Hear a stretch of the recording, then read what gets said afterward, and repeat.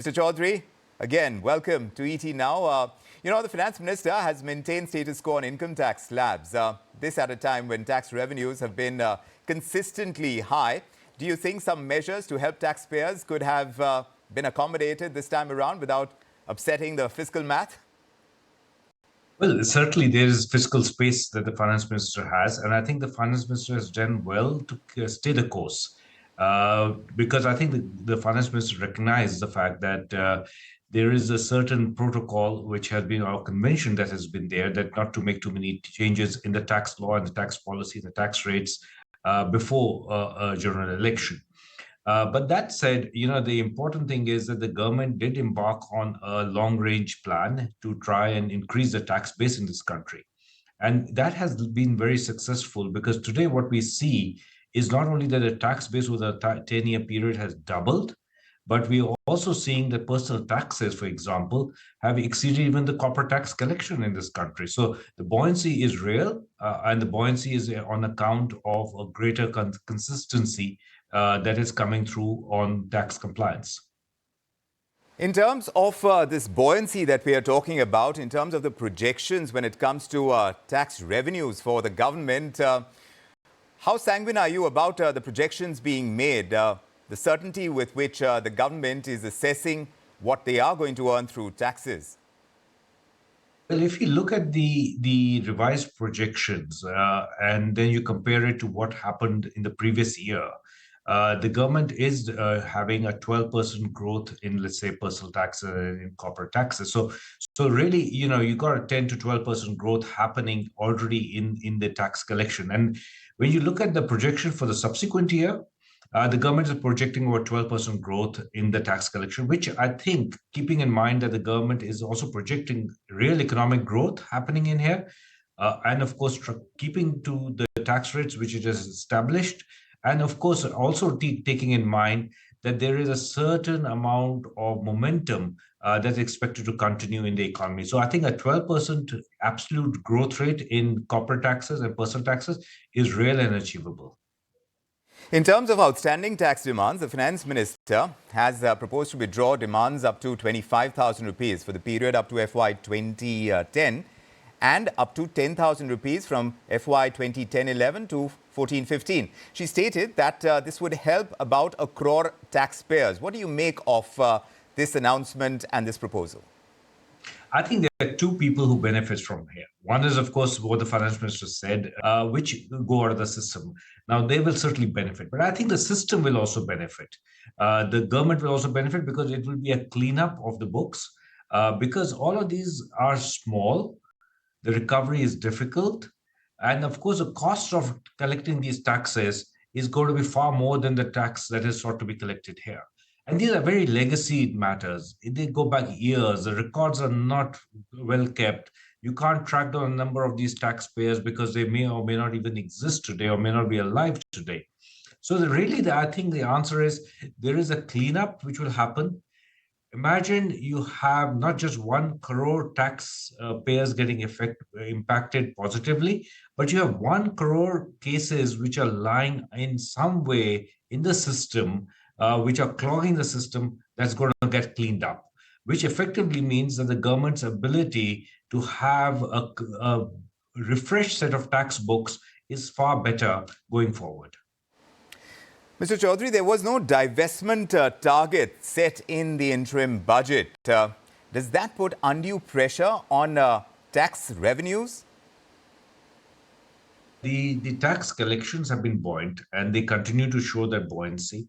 I think the government would possibly look at a divestment related subject as a matter of what a new elected government would like to put as a policy on what it would like to do on privatization and divestment. So I think the government is clear that they're not going to be changing anything on the tax side as it goes into the electoral process, and the new government has the prerogative to present the budget as it deems best post-election.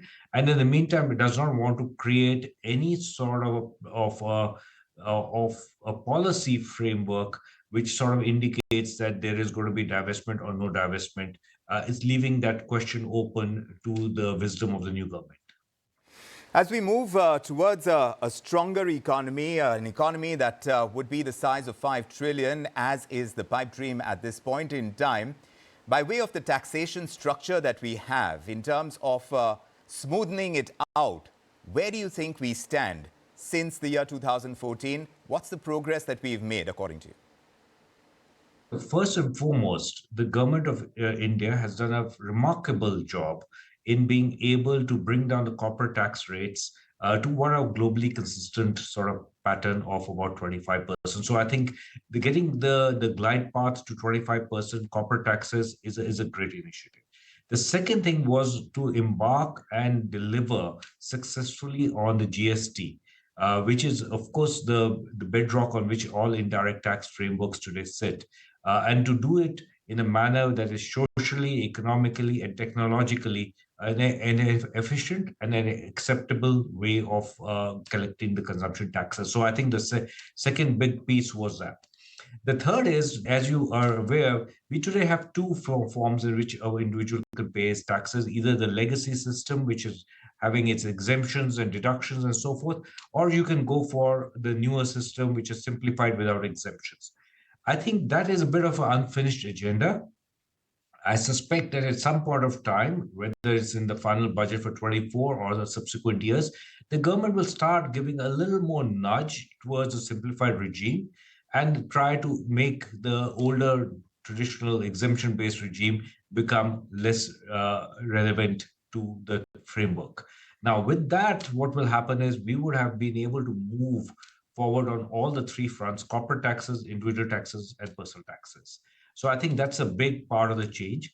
The second part is the adoption of technology, which the government has been able to do quite well, to be able to move a lot of the collection and compliance and reporting onto a technology platform, and to be able to do it efficiently. Because if you're running a country of 1.4 billion people and you're trying to double the tax base to nearly 70 to 80 million people, the fact is that you need to bring technology to the forefront to make this happen in a seamless manner.